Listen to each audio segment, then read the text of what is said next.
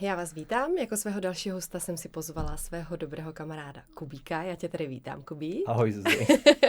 Vím, že jsi z toho měl trošičku obavy, co tady na tebe vytasím, ale já se strašně těším na to, co mi budeš povídat, protože vím o tobě, že seš teďko ve fázi hledání lásky, je to tak?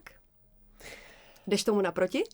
Úplně teď už tomu naproti tolik nejdu. Jo, já se přiznám, že bylo období, kdy jsem tomu šel víc naproti, ale momentálně nějaká, řekl bych, že asi randící stagnace, řekněme. Prostě člověk si nejdřív vyzkoušel samozřejmě všechny různé možnosti, ať už se budeme bavit o nějakých randících aplikacích. Dokonce jsem byl na speed datingu, jsem dostal k Byl jsi, jo. Tak hele, to mě zajímá, jdem na to. Já to dostal od ségry k Vánocům, protože ségra vždycky, jinak zdravím ségru. A ségra vždycky má výborný dárky, ale vždycky mi napíše jenom, jak moc se může tady používat nějaký jako ofenzivní language. Úplně, pojď na to. Vždycky mi napíše, jsi hráč nebo sráč? A já. Hele, vždycky hráč. A ona, dostaneš dárek, ale možná budeš trošku nadávat. Říkám, hele, v pohodě. No a takhle nějakým způsobem jsem od ní dostal minulý rok ten tábor pro dospělý, o kterým teda samozřejmě víš. To taky rozeberem. No a 2 roky předtím tak jsem dostal právě speed dating, což výborná záležitost, výborná zkušenost, fakt jsem se pobavil. Ale člověk tam musí jít jako s hodně energií, jo, protože... To ty máš. Jo, jakože když zrovna když zrovna nejsem po cvičení, tak rozhodně, jo. I po cvičení, jako, hele, ty si stršíš pozitivism, já jsem tě neviděla nikdy zamračenýho. Jakože nikdy. A tak protože když vidím lidi, co mám rád, tak proč bych jako tak zase už to chápu, tak dobře. Takže můžeš to brát trošku osobně teda. Jo, ježišmarja. Ok, tak to jsem jako moc ráda. No ale tohle pojďme rozebrat, protože, takže, jenom abych to uvedla. Řekni, kolik ti je let. Dobře, nějaký jako představení. Takový, ano. Dobře. Dáme okénko. Takže, jsem Jakub, což jsem už představila. Je mi 30 let. Pro lidi, kteří milují astrologii, ne astronomii, to je rozdíl. Tak jsem pana, protože to je totiž reference na jedno video, kde prostě on právě říká, že je astronom a ona říká, já to úplně miluju, já jsem blíženec a teď jo, přesně tak. Tak říkám, jo, pro lidi, kteří mají rádi astrologii, ne astronomii. Tak holky na to jsou, co si budeme. Ale holky tak jako... docela na to dají. Jako... Neřekne to o tobě všechno, ale řekne to o tobě docela dost a aspoň jako pomyslný obrázek asi ty holky si udělají. Jo. Třeba víme, že štírané. Jako štírané. Kamarádka na vejse jednou prohlásila, že se štírem to končí jenom v posteli. Yes! Ano, no, protože štíři jsou, jak já vždycky říkám, bez cenzury, prcalíci. Okay. Ale to není jejich jediná přednost. Jako určitě mají i víc kladných vlastností. Škoda, že jsme teda takhle hluboko nepoznali. Nicméně... nějaký Nicméně, abych teda dokončil to představení. Teda skončil jsem, je mi 30 let a vlastně jsem teď ve 4. ročníku doktorského studia na studuju, protože ono už to jako to studium toho doktorského není jako studium, ale dělám teda analytickou chemii, konkrétně teda bioanalytickou chemii, je to docela jako interdisciplinární, kde vlastně máš přesah biologie, analytiky a zároveň i třeba fyzikální chemie, ale to už jakoby asi bude víc pro pokročilý. Ano, to je pro lidi, co mají rádi teorii velkého třesku. Tak, jo, přesně tak. Hledám Penny. Penny. Ale nejsem Sheldon, ne, to je jako spíš Leonard. Ale... Jo, to je ten snesitelnější, jakože jo, vědátor mozkovná, jo, ale vlastně dobrý. Jo. I pro normální život, což většinou ale jako až moc inteligentní lidi moc nebývají použitelný do normálního života. Jo. Něco o tom vím, měla jsem extra chytrýho dědu, vynálezce. No to jsem ti ani neříkala, ale o tom jindy. Teď se nebude bavit o dědovi. Takže jenom abych to nějak završil, tak teda dělám to doktorský studium, ale vlastně to funguje tak, že jsem full time zaměstnaný na Akademii věd, kde jsem v laborce právě zaměstnaný jako bioanalytický chemik, kde jim tam také jako zprostředkávám těm našim chemikům a těm našim biologům nějaký, jako bych řekl, i komunikaci mezi nimi, protože to je prostě oni jsou tady každý úplně jiný odvětví a tak jako. Jasně. No hezký. Takže máš našlápnuto na velice slibnou kariéru, řekla bych. Ale jednou si mi povídal, co všechno děláš, to možná ani není všechno, co ty děláš. To si jenom tak není. Pár procent z toho, co ty děláš. Jo. No. Ono, jako ta věda a ta chemie je nějaká věc, která mě, dejme tomu, z 30% definuje. Těch zbylých 70% bych řekl, že je to hlavně sport. Já jsem fakt jako sportovně založená dušička. Když řeknu, že s nějakou krátkou přestávkou tak 20 let hrál jsem hokej, do toho nějakých 11 let chodím cvičit, do toho mě samozřejmě zajímá i ten nějaký lifestyle, takže jsem si dodělával nutričního poradce, mám vlastně certifikát, takový ten 150 hodin musíš mít jako oskoušených, naučených a tak dále, no mé završený státní zkouškou. Do toho jsem si ještě minulý rok teda dodělával, což byl můj dlouholetý sen. Řekni to už. Dodělal jsem si maséra. Jo. To je to nejdůležitější. Což je mimochodem hrozně kontroverzní, jo, být masér, protože jak to? dejme tomu, že se nějak s někým seznamuješ a tak a řekneš, tyjo, já jsem masér. Takže nám to řekne holka. Přesně, tyjo, tak ty jsi uchylák, co na mě bude šahat asi, že jo, a já úplně. Mají takovouhle reakci. Jo, slychám to hrozně často. Takže to spíš to jako zatajuju a tak jako si to nechávám, že, ale jako mě třeba nevadí jako holka, kluk, prostě fakt jako to dělám z toho důvodu, abych tomu člověkovi jako pomohl, že jo. Určitě. Ale není to úplně přímá. Jo, no. Dostavu. Zatím přijde, že to je tak jako nevýhoda. Spíš nevýhoda, tak holky mají takhle zeškatulkováno, vidíš to ale. Jako jak to dokáže být, jo, že ty holky si v tom vždycky najdou takový to jako to negativní. To mě, kdyby si řekl, že jsi masér, ty vole, bych řekla, tak jdem na to. To si užiješ s tvojí skoliózou. Jo. Ale jo, no, takže masér a ještě řekni, že třeba jakou umíš vařit a je to v kompletu. Tyjo, když mám pro koho, tak si s tím rád vyhraju, jo, s tím jídlem. Jo, jakože fakt prostě připravím. Občas mě prostě napadají různý kombinace a ve finále to je fakt jako dobrý. Jo. A nebo takhle. Nikdy jsem dostal fakt špatný feedback na to. Jo.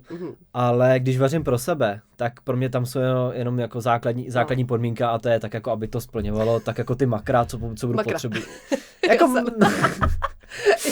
protein, ano. Poměr. No. Poměr všech živin, co do sebe musíš dostat. No, takže to jsou tak jako. Hezky.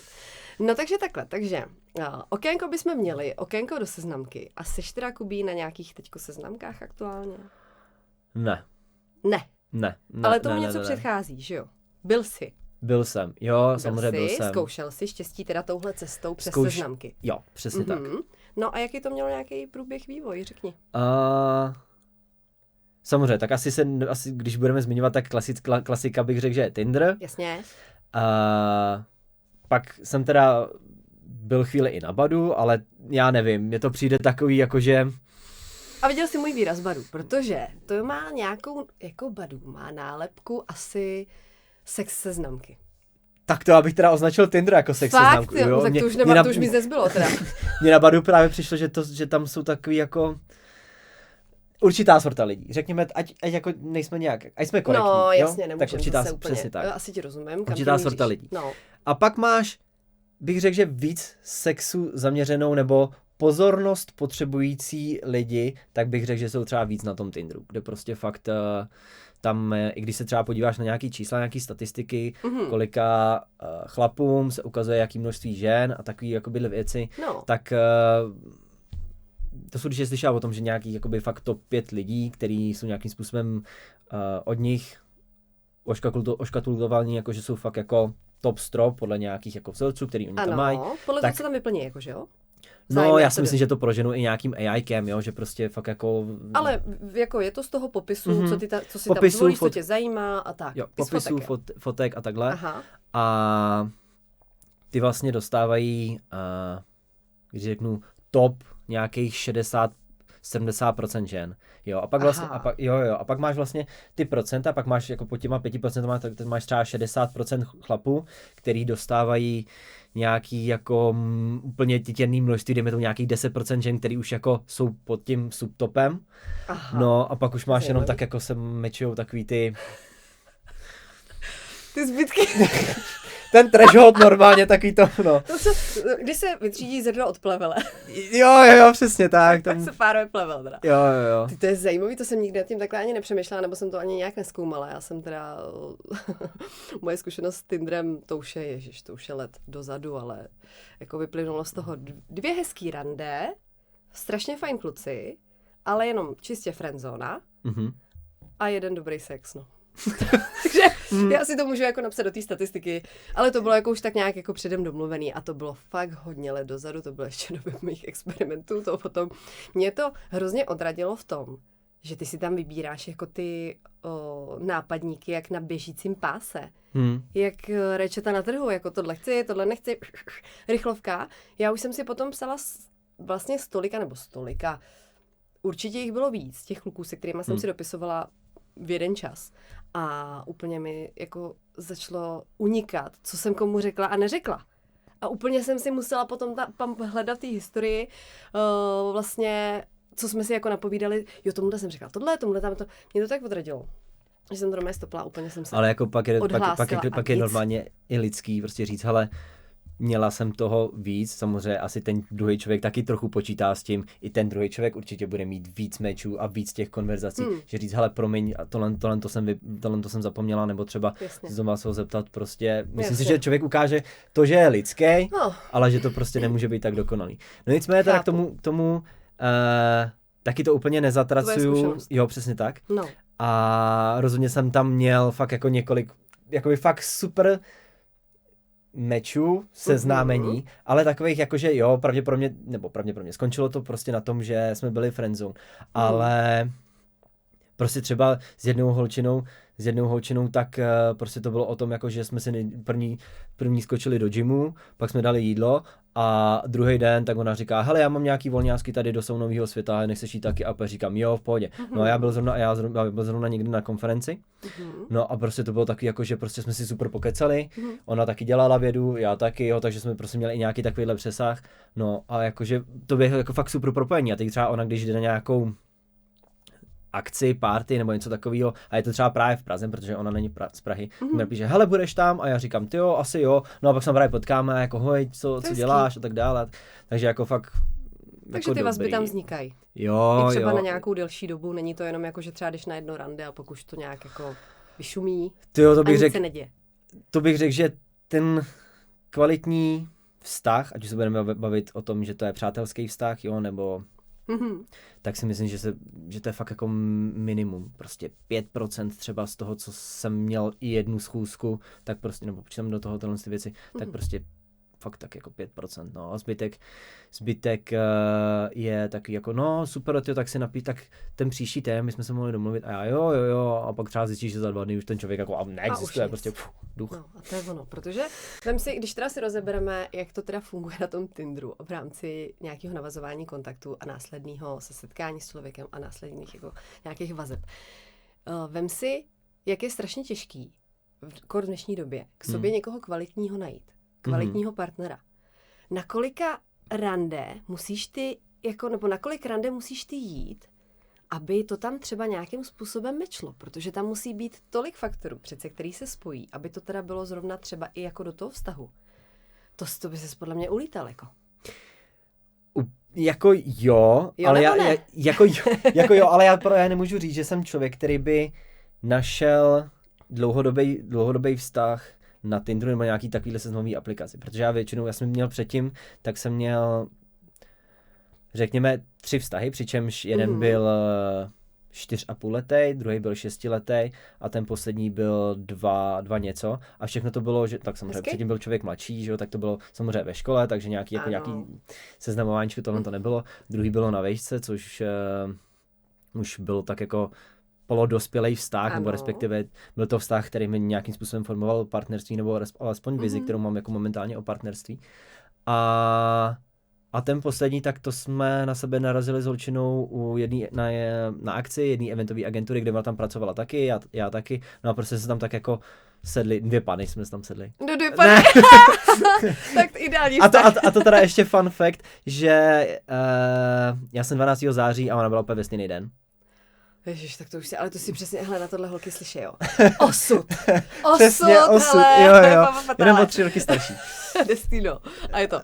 No, ale jako to je zvláštní, že když potkáš takhle někoho, hele, já jsem taky měla takovýhle zkušeností, kdy jako to bylo osudový ze všech stran a my holky jsme na to hodně citliví a já jako taky do určitý míry jsem takový fatalista, takže taky jsem si vždycky říkala, no a to je on, hele. No, ale potom jsem přišla na to, že asi teda ne, že sice jsou hezký nějaký, možná nějaký jako znamení, nějaký datumy a takový ty, víš, věci, když si řekneš, to je až moc takový divný, viď? Tak k tomu přikládáš potom větší nějakou váhu, ale zjistíš, že to asi jako je prostě jenom číslo. Jo, jakože nebudem si lhát, všichni jsme obětí jako romantismu a prostě ten přesah toho romantismu pořád tady je, jo. Je to tak. Ale vraťme se k tomu, jak ty jsi říkal, že během toho vztahu, co jsi měl na výšce, jsi si vybudoval nějakou vizi o partnerství a to máš doteďka? Tam tě to sformovalo do nějaký jako představy, jakou ty teď máš, jak by přesně to mělo tak. ve vztahu vypadat? Přesně tak. Tak o tom mi pověz, to mě zajímá. Já jsem se trochu bál, že jsem tak jako nadběh. Chceš to popsat, jak ten vztah vypadal, nebo momentálně jako já mám vizi? Ne, jak to tam máš dobře. teď, jako teď v tuhle chvíli? Momentálně to mám tak, že vidím jako základ pro, budeme se bavit samozřejmě o nějakým monogamním vztahu, jo, protože ještě nějakým způsobem jsme asi většina z nás konzervativní, jo, takže většina. Nějaký polyamory je takový jako to ne? úplně... To není pro tebe. No, asi myslím si, že ne. Ale tak ten člověk pro mě musí být inspirativní, jo, takže vlastně ono tak jako dle definice i tak jako, aby člověk byl věrný v tom vztahu, jo, a prostě byl s tím člověkem rád a prostě s tím člověkem chtěl být, tak ty vlastně toho druhého člověka máš inspirovat k tomu, abychom vlastně zůstali v tom monogamním vztahu, v exkluzivním monogamním vztahu vlastně jeden s tím druhým. Ano. Takže pro mě ten člověk musí být inspirativní. A jestli se chceme bavit o tom, co je inspirace, ono to je docela složitý, protože ono tam jako já si v úzovkách nemůžu myslet, já potřebuji, aby ten člověk dělal vědu na stejný úrovni jako já. Jasně. Prakticky bych řekl, že možná ani nepotřebuji, aby ten člověk dělal vědu. Možná třeba, když bych řekl, že ten člověk nemusí dělat ani nic, na co je potřeba vzdělání. Může to být třeba, když to řeknu hloupě, jako prodavačka, ale je to asi nějaký stav mysli, nějaký mindset toho, tyjo, tohle se mi líbí, jak nad tím přemýšlíš a to je prostě ta inspirace. To je ono. Úplně s tebou souzním, přesně co myslíš. No, vzlížet k někomu. I kdyby to byla holka, která třeba jezdí výborně na snowboardu. Ježišmarja, snowboardisky, pojďte sem. Fakt jo? Tak zrovna teď jsou zimní olympiády, že jo. Takže to by se chytla. Jo, já jsem taky snowboardista, takže. Peska. No a co ty všechno umíš? Jakože jsi měl ten sport, že to je pro tebe důležité, že jsi velký sportovec. Takže zase moje klasická otázka, tvoje budoucí partnerka měla by být sportěnda?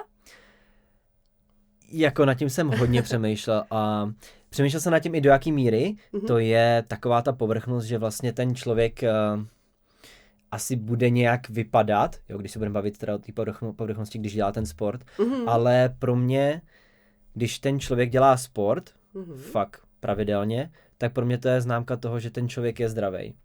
A zároveň je to pro mě i perspektivní, že teď to bude znít možná trošku divně, ale vím, že ten člověk se mnou tady bude dlouho, protože ten člověk prostě je zdravý. A s tím sportem si myslím, že jsou i nějaký určitý návyky. Jo, určitě.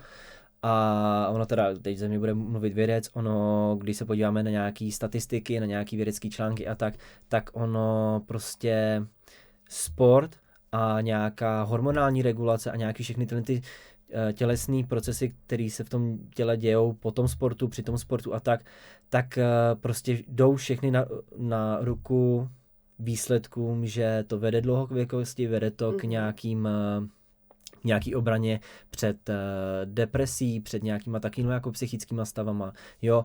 A prostě tam vidím fakt jako hrozně velký profit a například teď hodně bojuju s tím, že když teda trošku zabrousíme třeba do nějakých osobních sfér, tak třeba rodiče tyhle ty návyky úplně nemají. Aha. A já s tím hrozně bojuju, že se jim to snažím vysvětlit, protože samozřejmě u těch rodičů člověk taky chce, aby tady nějakou dobu byli a tak jako se tam s nimi jako snaží nějak pracovat. No, ale nicméně, pokud by teda ta holčina byla sporťanda, ježišmarja, jakože atletický holky, bomba, jo, jakože fakt, když budu moct přijít na její zápas, ježišmarja, jo, zápas, závod, ale to je tak jako...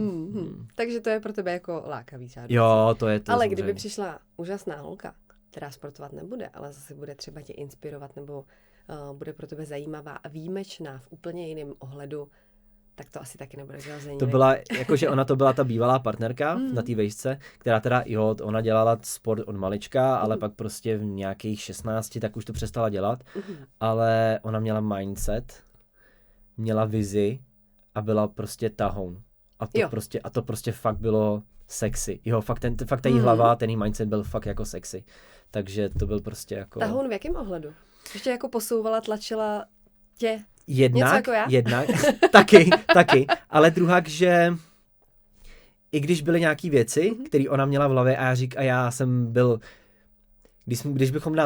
když bych nás porovnal, tak ona byla větší snílek než já jsem byl v tom takový trošku víc realista a i přesto, že když jsem říkal, tyjo, myslím si, že tohle už bude dost na krev a budeš tak jako asi trochu trpět, tak ona stejně šla, zatla zuby a šla do toho. A to bylo není obdivuhodný. A to bylo obdivuhodný. Že se nenechala vůbec, viď, zastrašit nějakýma... Jako já jsem řekl, hele, já tady budu tě podporovat, jenom samozřejmě asi tam bude to na krev. Jo, ale hele, když budeš potřebovat, tak jakoby jsem tady. Ale byla odvážná, to je hezký. No jo, takže to jsme se opřeli o tohle téma, co teda nebo koho by si vedle sebe představoval ideálně. No ale já vím, teďko jsme se bavili, že ty máš teďko nějakou zkušenost, nějakou právě... Ty jsi teďko v takové fázi, kdy jsi tak jako otrávený, nebo jak to mám říct, zklamaný, nebo vyčichlej, vyhořelej. Rezignovaný je možná asi to správný slovo. No. Jo, protože... Ale ono to asi bude souviset trochu tím, že...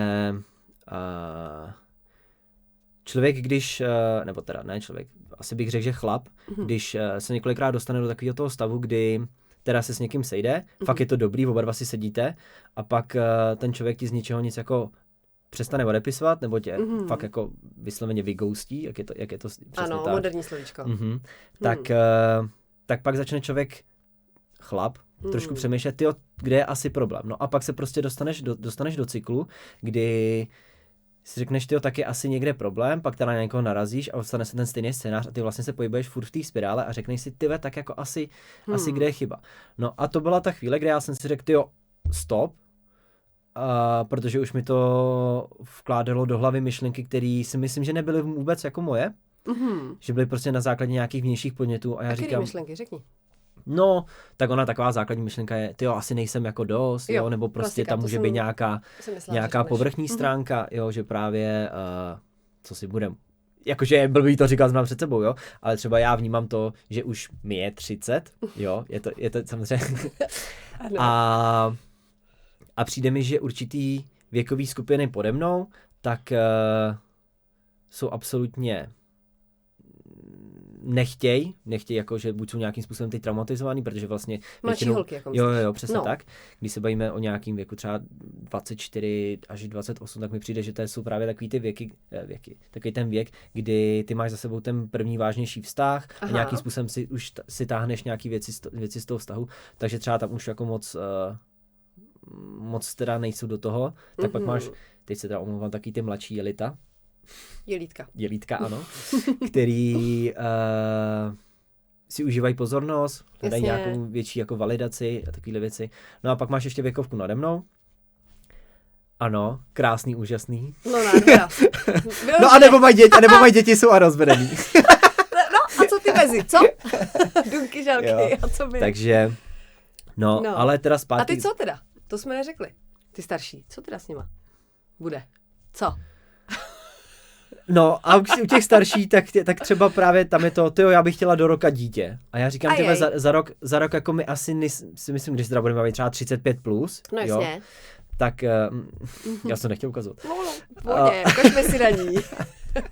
Jo, ale právě říkám, za rok si myslím, že toho člověka, s tím člověkem se dostaneš takový takzvaný teď země bude mluvit, psychoterapeut, jo. Jdem na to, přesně. Po roce seš venku z té symbiotické fáze a jdeš vlastně do té fáze toho, kdy se to tak jako rozvolní a ty najednou prostě začneš hledat ty chyby a tak jako prostě se to začne trošku jako třískat a třít. Jasně. Ne v tom sexuálním slova smyslu, i když tam se to občas zlepšuje. Tam se to občas zlepšuje, protože se to musí někde kompenzovat. Ano, jo. Takže ono po tom roce jako si myslím, že úplně jako ne a ty přece jako nechceš slíbit. Ty jo, za rok dítě, to je dobrý, nebo třeba prostě jako... To nemůžeš slíbit, no vlastně. No, takže... Ale je dobrý do toho s tím už jít, že jo? Protože je dobrý si na začátku nastavit hned nějakým způsobem ty vize. Co kdo chce? Aby pak právě jste za rok nepřišli na to, že no a tady jsme jako se zasekli a co teď vlastně s tím? Máš možná pravdu v tomhle, zase si myslím, že každá ženská určitě to má nastaveno jinak, nejsou všechny stejný, ale je tam, chápu, že chlap, když půjde do té starší ženy, tak už je tam ta obava toho, že s tím přijdou nějaký možný závazky nebo nějaký tlak na to, aby ty závazky přišly. To tak prostě je. Ale doba se mění. Přijde mi, že i mladší holky už teďko nějakým způsobem dřív třeba chtějí být maminky, dřív chtějí mít děti, že už je to... Jo, už se to posouvá. To už je zase ta generace, když to řeknu blbě, ta generace pode mnou. Ty vlastně těm, kterým je teď 20 a tak jako to. A 20, až nevím, jakoby mohli bychom říct takový ty Gen Z, jo, vlastně ty, co jsou nad náma. Já nevím, tyhle ty pojmenování. Já vím jenom, že jsem asi já mileniál, nebo co. Přesně, jakoby ty lidi s ročníkem 2000 a vejš, jo, řekněme, ty, i když ty bych možná ještě oznal, že za třeba mileniál, já prostě, když se budeme o tom Zetku, tak to jsou zase právě lidi, kteří už jsou zase víc rodině orientovaný, než jsme právě byli my od 87-5, něco takového, jo, až do toho 2000. Takže jako, jo, tam tomu věřím, že to zase takhle tak jako je, no, ale... A jak ty to máš? Ty by si ideálně měl jak starou partnerku vedle sebe? Mladší, teď se to bude trošku tlouc, protože z principu si se starší budu rozumět víc, protože ten člověk bude zkušenější a mě mentálně uspokojí. Ty určitě. Ale zase jako tu mladší je to o tom, že v hlavě má člověk takový to, že ten chlap by měl být starší a ta žena mladší, jo, vlastně to vidí ten pattern, jak u rodičů, u babičky, u ségry, jo, jako... Takže když vždycky říkáme s kámošem, když je to dospělý a tak jako nemá to úplně těsně před hrobem, tak jako jsme jako otevřený se pobavit o tom, co by mohlo být. Okay. To je skvělý. A bavíme se teda primárně o ženách. Hele, dneska už se to musíme jako ujasnit, jo, jak to teda je. Ano, o ženách a neplatí to, že se totožňujete jako žena? Je potřeba i jako fakty biologický. Já se nestotožňuji třeba jako žena. Já se stotožňuji jako chlap. Šel bys do mě, když jsem chlap? Ale záleží, jak by to pak vypadalo, kdo by nosil kalhoty. No já samozřejmě. Ne, to zase ne vždycky. My silné ženy, jak vždycky rádi s holkama říkáme, teď jsme měli takovou debatu, já jsem potkala jedny strašně fajn holky a říkala jsem jim o podcastu a oni říkali, ty vado, já bych tam taky šla, ale mě ty chlapy nedávají, člověče. Já říkám, jak to, že tě nedávají, co to je? Říkám, každá věc má svýho kupce. Vždycky říkám, ráda, je to tak. Vysocí zámek. Je to tak, ale to není jako, že vás ty chlapy nedávají, to je jenom nedostatek odvahy. Jenom jste nepotkali chlapa, který má rád výzvy. Jednak. A ono, já mám na tohle teda ještě vlastní teorie. Tak protože Myslím si, že to je určitý fenomén, který je prostě tak trochu i vidět, a to je to, že mimochodem se o tom zmiňuje taky knížka od Zimbarda, jmenuje se to Odpojený muž, rozhodně doporučuji to přečíst, jsou tam docela zajímavý a teda možná i občas strašný čísla, ale suma sumárum je to tady o tom, že po těch mužích se začala chtít nějaká věc, ty muži to nebyli schopní plnit, a tak ty ženy to začaly plnit sami. A ne, jakože můžeme se bavit o nějakými emancipacích a takové jakoby věci.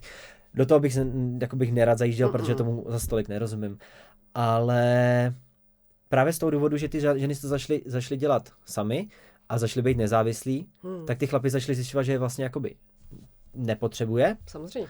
No a pak se hrozně často stává, že máme tady fakt úžasnou ženskou, která je soběstačná, všechno tohleto, no ale pak vlastně jakoby ona tam nemá teda jakoby ten slot pro toho chlapa, jakože co jí ten chlap teda jako je schopný nabídnout. No. Takže pak jsou tady vlastně jenom dva přístupy. Buď ta ženská, teď mě teda už možná někdo popraví, ale tohle je můj úhel pohledu, takže buď ta ženská trošku poleví, a čili jako... A nechá se vést?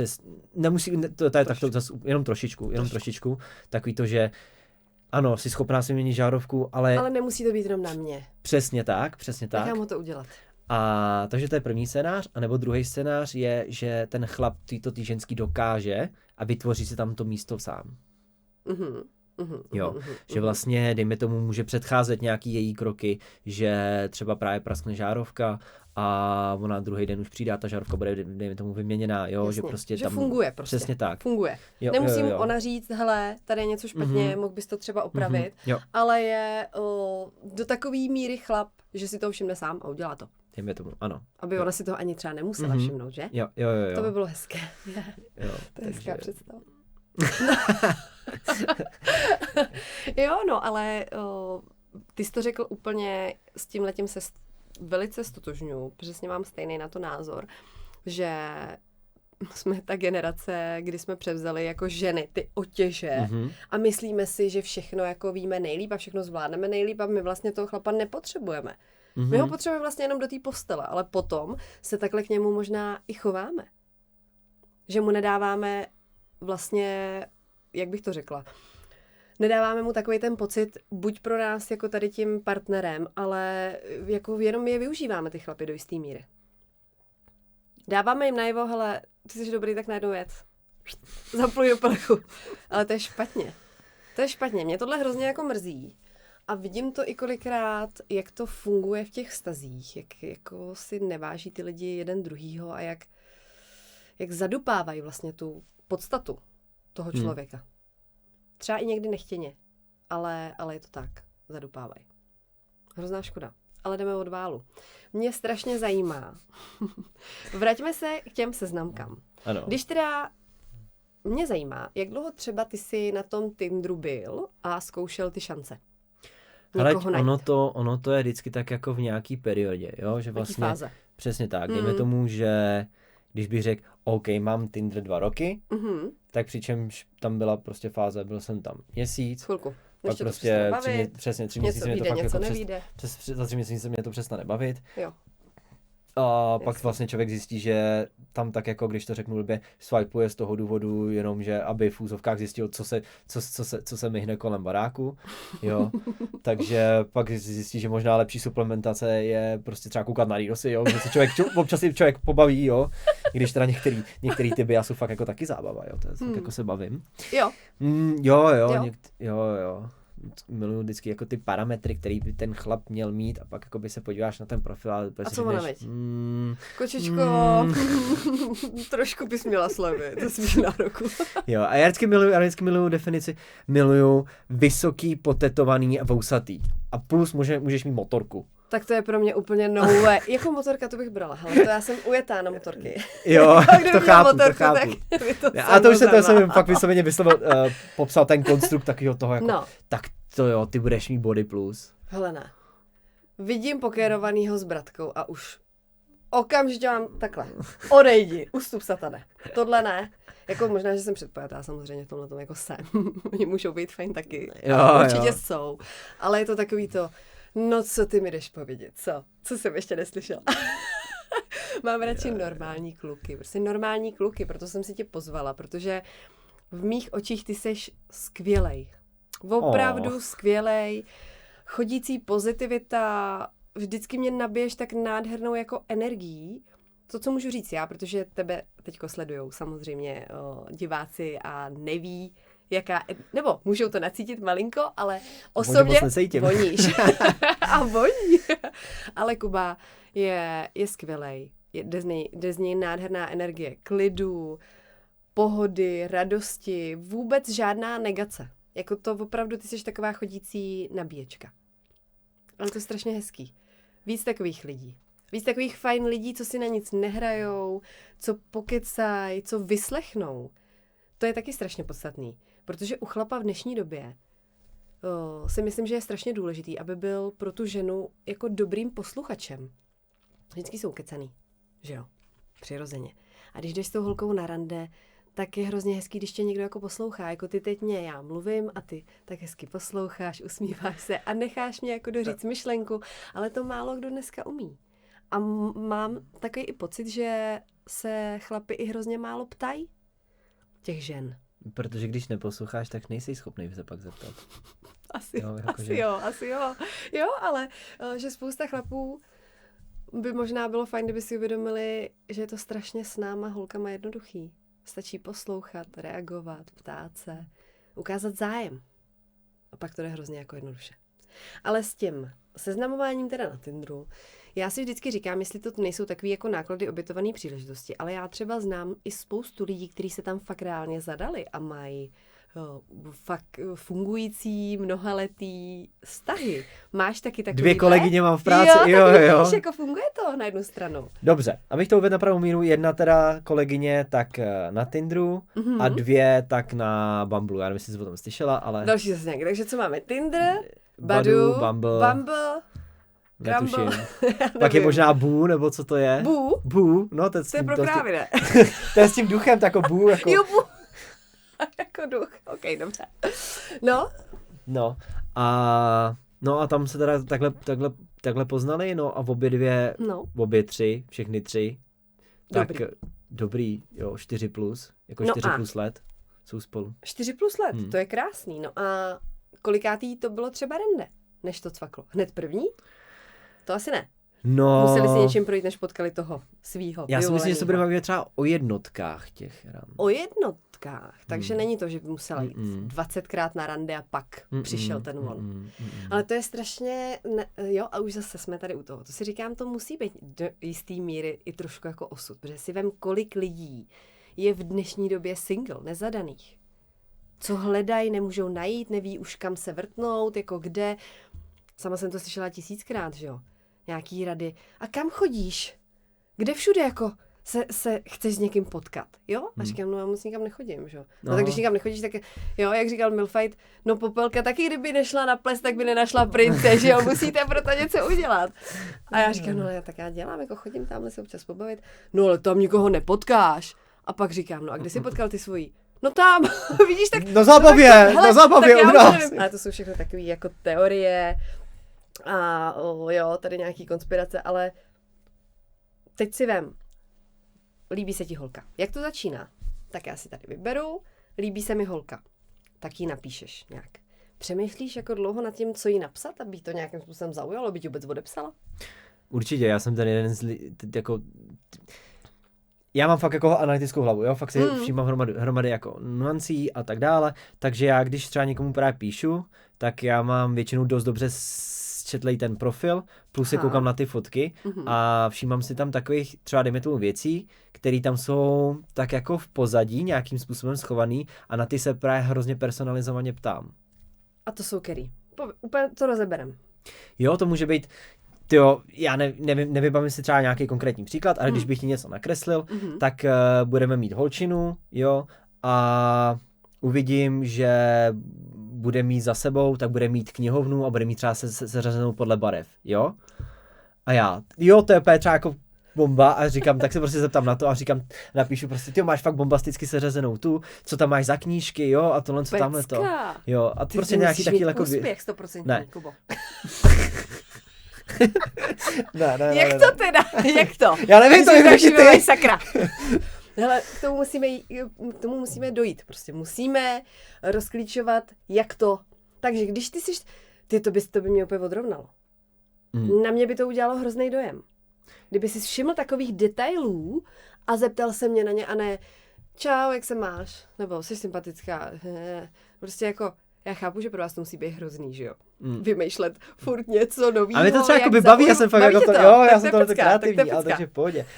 Ale já se omlouvám, že jsem ti do toho skočil, ale... v pohodě, no tak otvírák, takže teď jako to otevřeš a teď ona se chytne. A co pak? Napíše, jo, dík, mám to třeba poskládaný podle barev. A já. A co teď? Co je, tak... To je strašná práce. No a ty si představ, pardon, to je taková vsuvka, ty si představ, že tohle to děláš po práci, po gymu a potom, co se znajet, je třeba 8:30, fakt seš unavený a za hodinu chceš jít spát. Vyčichlej. Přesně. A ty jako to ještě vymýšlíš tohle a ty řekneš... Stojí by to vůbec za to.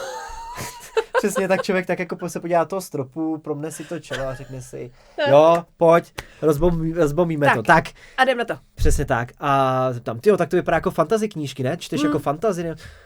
Jo. Ty vole, to je blbý. Ona ti to jako nevrácí. Jako, no, jakože občas házíš hrách vozeď. A nebo když se to odvrátí a no a ty taky něco čteš a já jo, hele, rád čtu, mám rád taky fantasy, že jo, miluji tohle a ty člověk napíše takovýhle slog, že jo. No a tam je to většinou konec, když mu napíšu nějaký slog, protože když se mě když se mě týká nějaký téma, tak se rozpovídáš. Tak se rozpovídám, samozřejmě, no, protože... Jasný, no, taky napíšeš delší než jednu větu, no a co, jako co? To no, měla myslet ráda, ne? A pak... Jo, mám to stejně třeba, nebo třeba přesně vůbec ne. Ani to nedočetla, podle mě. Jo, já si myslím, že je občas dobrý napsat na konec těch zpráv taky to TLDR, too long didn't read, a jenom taky to ve zkratce, jo, taky rád čtu. To je hrozný, pane bože. A dneska už vůbec, mně přijde, že ty lidi spolu vůbec neumí mluvit, komunikovat. Ty napíšeš odstaveček. Dobře, odstavec. Hele, a každý už, ježiš, co to je? Už se hroutí, už mají mental breakdown. Co to je? Jakože přijde jim to. Dneska je doba krátkých zpráviček. Ano. Jo. Na to se lidi chytají, to se ještě tak jako jo, to mi ještě stojí za to odpovědět. Ale jakmile napíšeš to, tak si řekne, ty vole, tak to ne. A to mám ještě úchylku toho, že když mi napíšeš delší zprávu, třeba 4 věty, přičemž 3 budou odsazený, tak já ti ke každý té větě jako napíšu odstaveček, jakože k tomu já taky. No já se vyjádřím prostě ke každý taky se vyjádřím, já nedělám tady to selektivní jo, někdy to dělám dobře, ale jenom u svých kamarádů takový to, reaguju jenom na to, na co chci. Selektivní ignorace, jo, ale jinak, když je to takhle někdo, na kom mi záleží, tak si fakt dám tu práci a opravdu mu odpovím na každý ten úsek té komunikace. To je snad slušnost, sakra, ne? Jo. No, ale málo kdo to dělá, no, ale to je přesně zase to hodně ukazuje o tobě. Hodně to o tobě vypovídá, to jsou právě ty detaily, které bych si ty ženy měly všímat. Že ty jsi opravdu správňák. Hele, ty jsi správňák, nebudem to tady rozmatlávat, ty jsi prostě správňák ve všech ohledech a zasloužíš si tu nejlepší holku na světě. To tak je. A teď mi řekni, a to máš Radka, kámoš. Jenom pro posluchače. Přesně, ahoj Radku. Já mám teď novýho Jimbro a prostě fakt, pardon, se ujebáváme prostě na hrozně vtipech, takže... Hele, ale co chceš víc než Radka? Hele, Radek je Já nevím, tak má to penis, no tak... Teda nevím, já ho neviděl, jo, ale... penis, ale věřím, že existuje. Přesně. No a tak když máš Jimbro, se kterým si tak jako rozumíte, úplně vám to jako ladí, kamarádsky. No ale furt tam je taková ta potřeba toho, viď, že jako doma nikdo nečeká. Jako asi by se hodilo, viď, tu holku. Jo, ježišmarja. Není to, že by si jako si řekl, hele, to já už na to prdím, mě to tak otrávilo všechno tady z toho, že by si to jako vzdal. To asi takhle není, viď. Teď jsi jenom takový vyhořeli malinko. No, když vezmeš potaz to, že jsem prakticky asi přes polovinu života jsem žil v nějakým partnerství. Jo, že vlastně z těch vztahů jsem měl jakoby... Hodně letý, že jo? Hodně letý, přesně tak, dlouhodobý. A tak jako jo, prostě člověk v tom umí žít navíc, prostě to vidím i u rodičů, u ségry, jo, že prostě my jsme fakt jako založený na tom. Máte úplnou rodinu? Jo. Je, tak to je krásný. A navíc prostě třeba babička s dědou, že jo, tak jsou spolu 65 let. Jo, jakože fakt prostě první se našli, děda jí vyklopil první na... to vyšlo. Děda jí vyklopil na motorce, jo. Motorkář. Vrátil se pro ní, hele, a už byli svoji, jo. To je boží, takže babička, rodiče, no ale je velká pravděpodobnost samozřejmě, že ty to tak chceš taky, že? No, jo, určitě. Chceš mít tu úplnou rodinu, chceš mít děti? Jo, ne, já jsem si přemýšlel, jak to formulovat, ale rozhodně jo. Protože samozřejmě člověk se musí realizovat na těch dětech, takže je samozřejmě, jako jsem hrál hokej, tak moje děti taky budou hrát hokej. Běra tomu, jestli budu mít holku, ježišmarja. No tak bude hrát hokej. Krásovruslařka. Ne, ale jako jo, a častokrát, když jsem třeba měl i nějaký jako slabší chvilky a řešil jsem nějaký věci s tátou, tak právě pak jeho outcome byl takový, jako že ty máš fakt jako takový hezký lidský vnímání, to budeš úžasný táta, mnohem lepší než já. A to je prostě vždycky věc, která mě tak jako lehce srazí do kolen a jakože já vím, protože já budu ochraňovatelský a prostě ty kořeny pro to mít tu vlastní rodinu tam prostě jsou, protože jsme prostě v tom byli vychovávaný a prostě rodina byla vždycky nade vše. A takže rodina jako... je u tebe nade vše. Mm-hmm. Ano, to je úplně úžasný. No a za jak dlouho třeba by si tak, kdyby třeba do tvýho života přišla ta pravá partnerka, tak v kolika třeba ty by si chtěl být tatínek? Máš to nějak jako naplánovaný? Máš takový ty vize toho, kdy má přijít první baráček a jo, tak samozřejmě člověk ty vize měl a ku podivu je měl mnohem v mladším věku, když se vrátím ještě k tomu tenkrát v tomu vztahu, tak tam už vlastně třeba kolem toho 30. roku já už jsem si dokázal právě představit to, že už to tady budeme někde, dejme tomu, usedlí a právě budeme smýšlet právě na těmahle věcma, ale jelikož mi je právě 30 a ta partnerka tady jako není, tak nechci říct, že za 2 roky bych chtěl dítě, protože prostě za 2 roky nevím, jestli ten kvalitní člověk, jestli o něm budu jakoby přesvědčený a jestli prostě bude sdílet třeba stejné hodnoty, který mám já, ale tak jako nějaký mentální milník, tak je tam asi 35. rok, jo, že tam bych tak jako třeba chtěl, aby to tak nějak šlo, ale respektive když vezmu v potaz nějakou biologickou relevanci pro rozmnožování, jo, tak... To je hlavní téma. Tak prostě jako muž můžu prostě jako i později, jo, prostě určitě. Ta žena to má v tomhle tom trochu jako komplikovanější a tam ty biologické hodiny tikají jako trochu rychlejc, no, takže... Jasně. A jaká by měla být ta tvoje ideální partnerka? Chceš znova jakože atletická, hele, blond. To už jsme si řekli, teda blond jsem nezmínil, jo, ale to tak ze mě vypadlo tak jako. Ale tak to je samozřejmě, i kdyby tady byla nějaká úžasná brunetka, tak zrovna by tě třeba okouslila, ale musela by být úplně blondětá. Ale musela jezdit na tom snowboardu. Jako takový, jako Hesterka.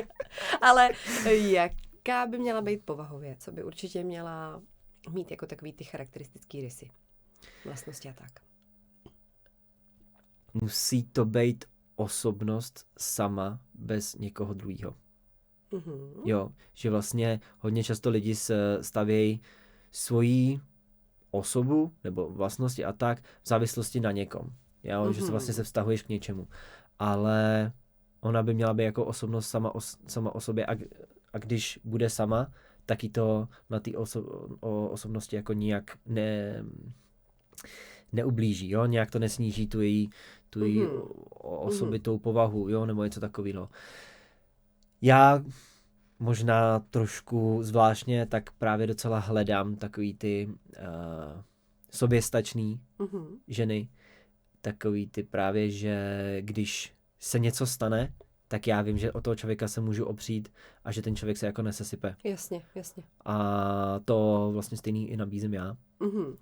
Takže to je určitě jedna z takových těch charakterových vlastností, které jako bych na tom člověku určitě cenil, tak je právě nějaká soběstačnost. Jo. A... Co dál by určitě měla mít? Jako empatie je slušnou výhodou, jo, protože já jsem asi do určitý míry jako silný empat.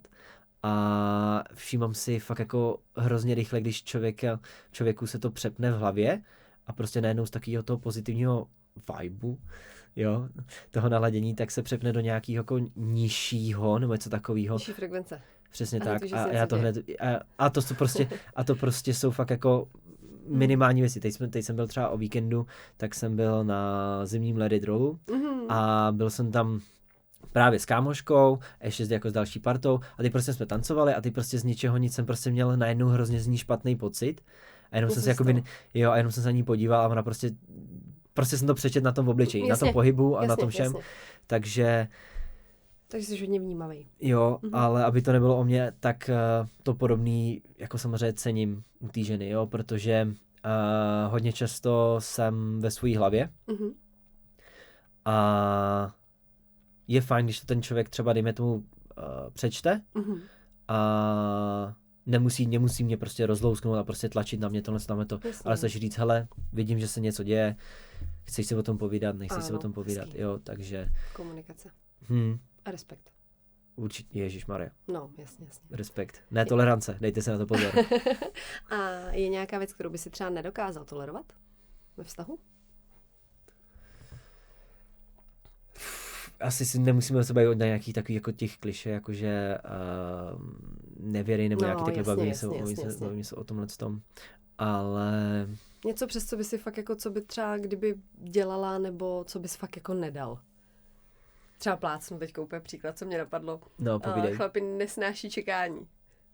Jako když čekají na tu partnerku, když prostě jí to strašně trvá. To mi jakože asi mi to nevadí, jenom jsem čekal 2,5 hodiny v Plzni, úplně v cizím městě. A jakoby na partnerku teda jo, ale prostě něco se vrzlo a prostě nemohla, jo, takže to jakoby asi kdyby byla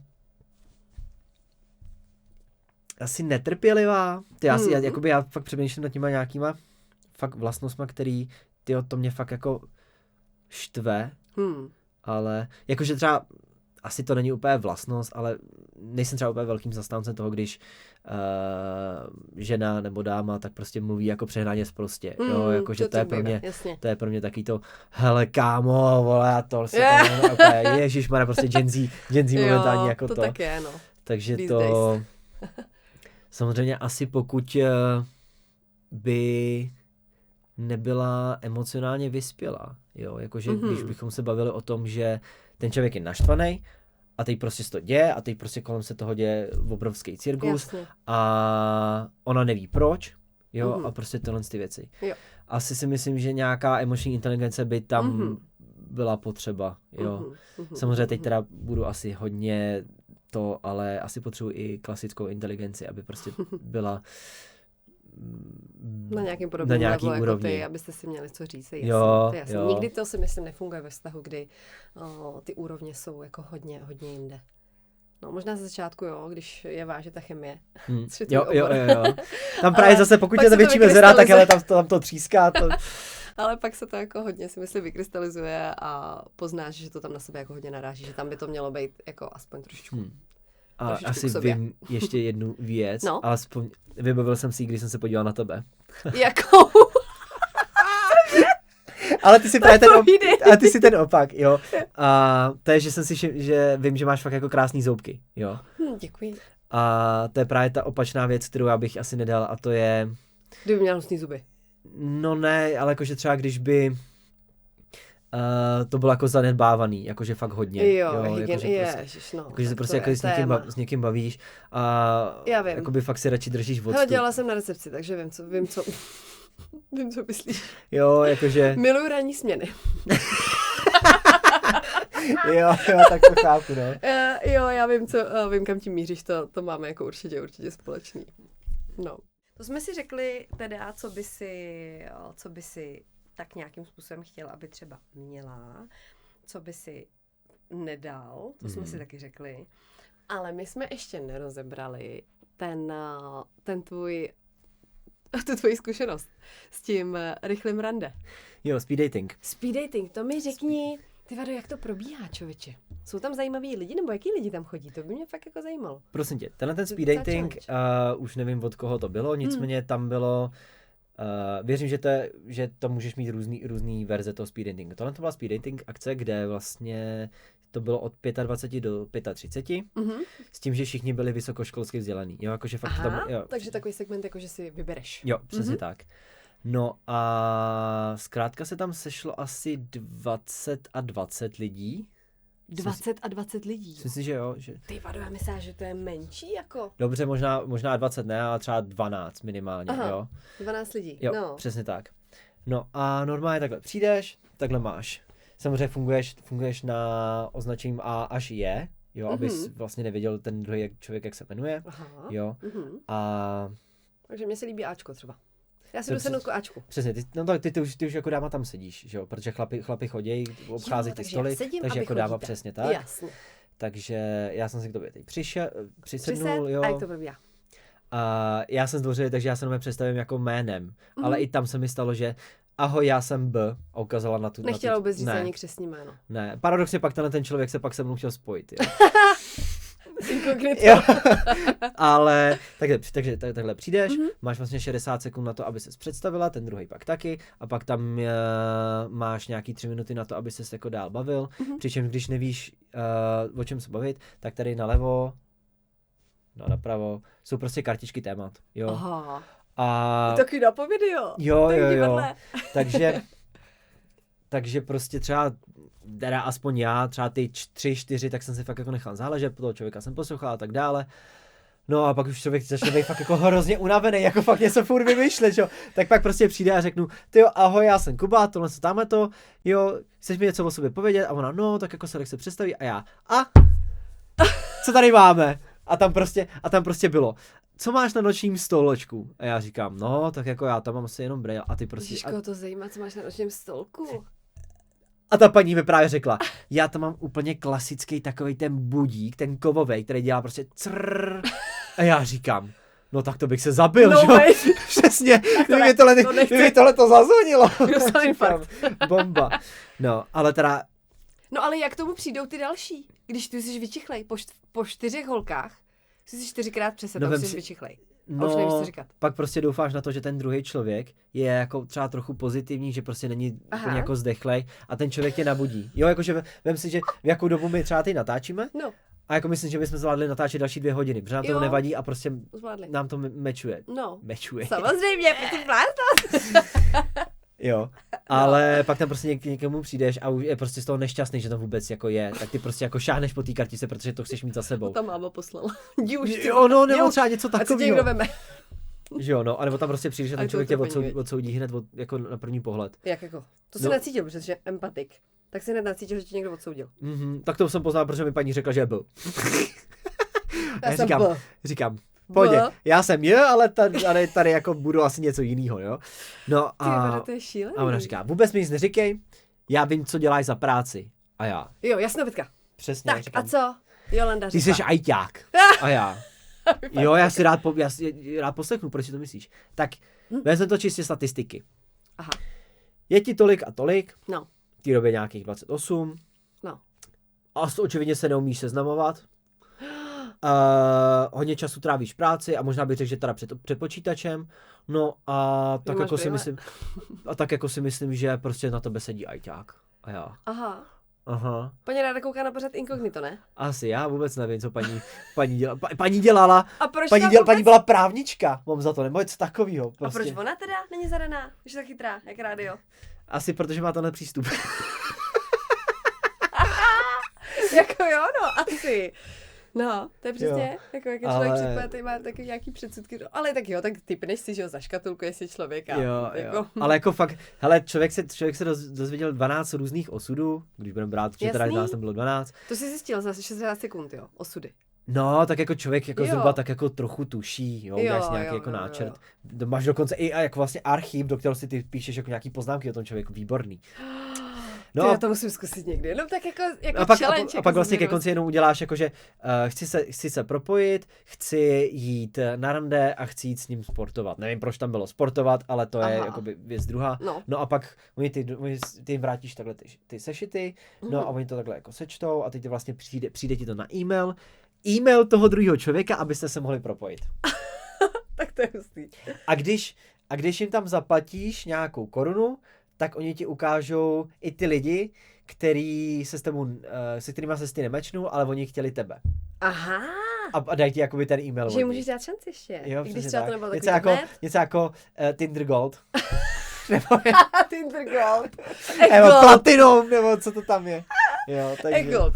Hele, mě ještě zajímá jedna otázka, docela dosti zásadní.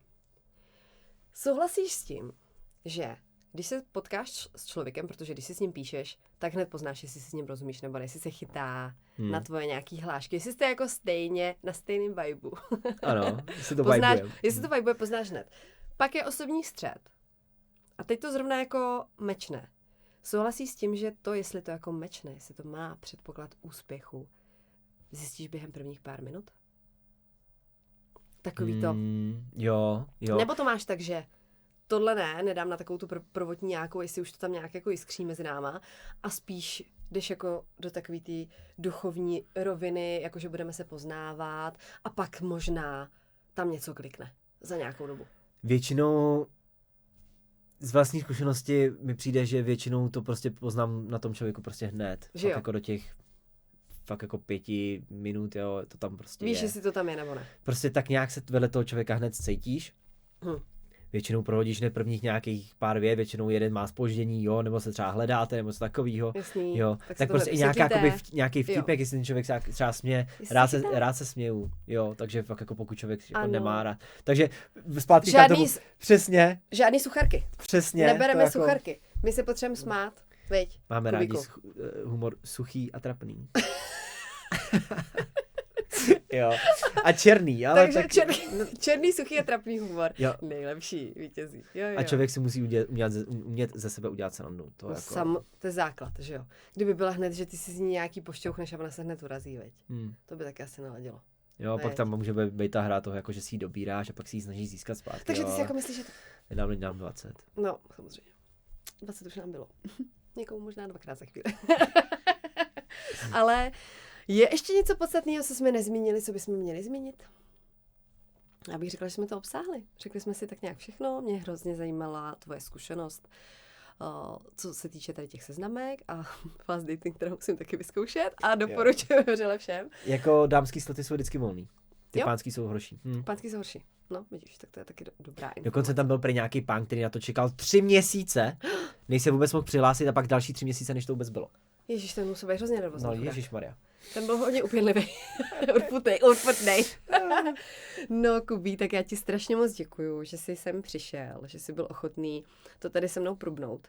A i když teď z tebe cítím takovou tu energii lehkého vyhoření, co se týče nějakých pokusů o randění, tak věřím tomu, že kdyby ti napsala nějaká fajn bábovka, takže určitě tomu dá šanci. Jo. Tak jo, přes Instagram. Přes Instagram určitě. Tak jo, tak já ti moc děkuji, že jsi přišel. Já taky. Děkuji, že jsem mohl tady být.